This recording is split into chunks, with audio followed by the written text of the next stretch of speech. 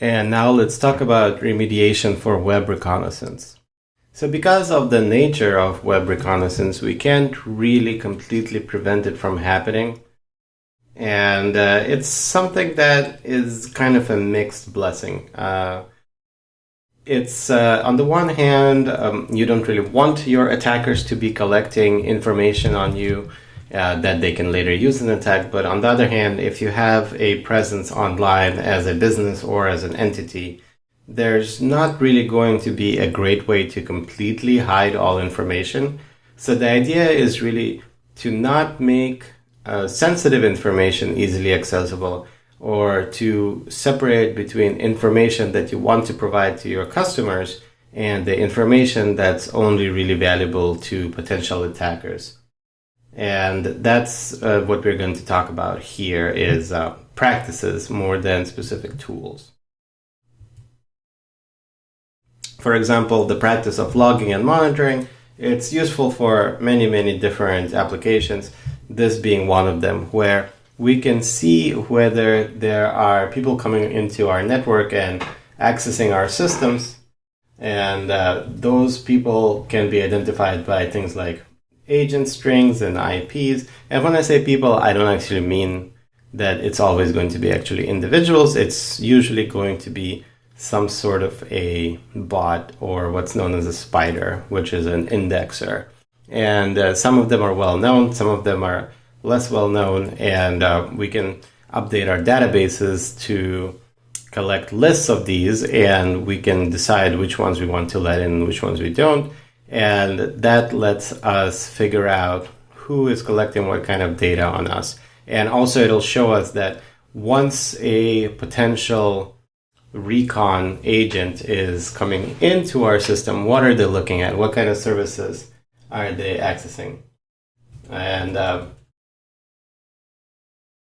that's another important factor, is how much of your network is actually accessible, right? And one of the ways we can see that is actually almost by seeing how the other side acts on our network.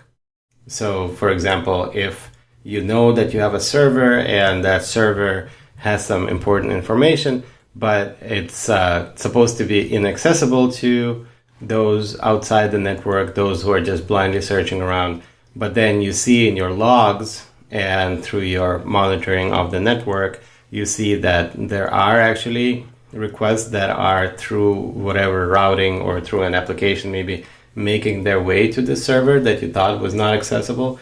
That's important to understand, and it's important to understand what information can be gathered about that server from the outside, because that could be preparation for an attack on that server.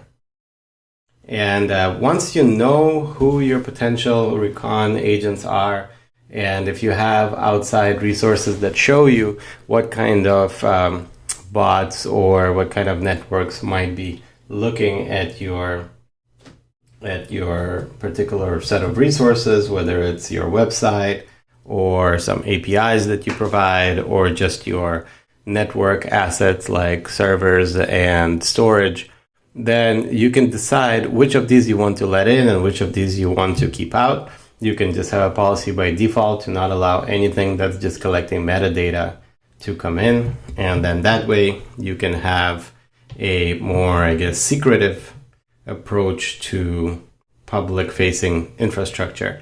And so when people try to find information about who you are and what kind of business you have and what's available, maybe you are in control of providing that information rather than other services being able to provide the metadata about you. Like, there will always be situations where you allow thumbnails of your website to be taken and shown somewhere, but perhaps you don't allow them to post lists of technologies you're using because you're filtering access from the services that would capture that information. And then another thing we can do, of course, is remove the sort of like default messages that certain things send out, default headers.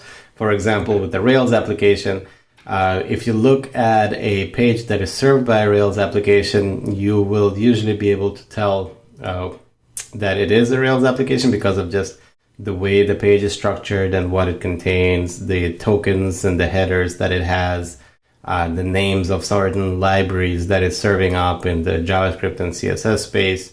And those are things that can help a web reconnaissance agent specify and identify those particular pages or that particular URL as belonging to a Rails application. But if you change things around, if you change how the application responds and behaves, it's no longer easy to say that particular things are being served up by a particular application. So it makes it more mysterious what kind of infrastructure you have on your end.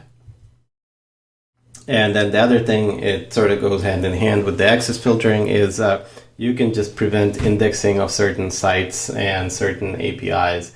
And there's something called robots.txt, and legitimate business purpose bots and spiders, they will respect robots.txt. And if you say, don't index my site, don't post publicly available information about what the contents of my site are, then they will not crawl it. And then that way there will be a lack of information about it on the rest of the internet. And of course, if somebody is doing something for evil purposes, for nefarious purposes, this might not stop them, but at least it's something that will reduce the volume of information easily available for reconnaissance.